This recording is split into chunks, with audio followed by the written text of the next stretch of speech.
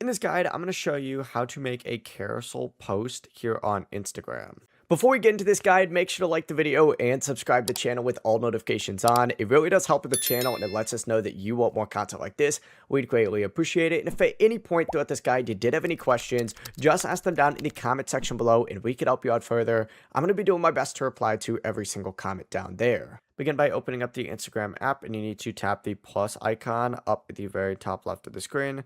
Go ahead and select post specifically and it's going to redirect you to a page that looks something like this. Once you're on here, go ahead and select all the way down in the top right here, and then you need to go through and select multiple photos. So just go through, choose whatever photos you want. For example, we could go ahead and choose, I guess, all these football pictures, right? So 1, 2, 3, 4, 5, 6. Then just go ahead and whenever you're ready, select the little arrow up at the very top. Make sure you have them in the order that you want, and you can adjust these and make them full screen as well. So let's actually make this one mixed. And these are going to be all the pictures in our carousel post. The process really is that simple. Just hit next, and then you'll see once again, it's all going to pop up right here.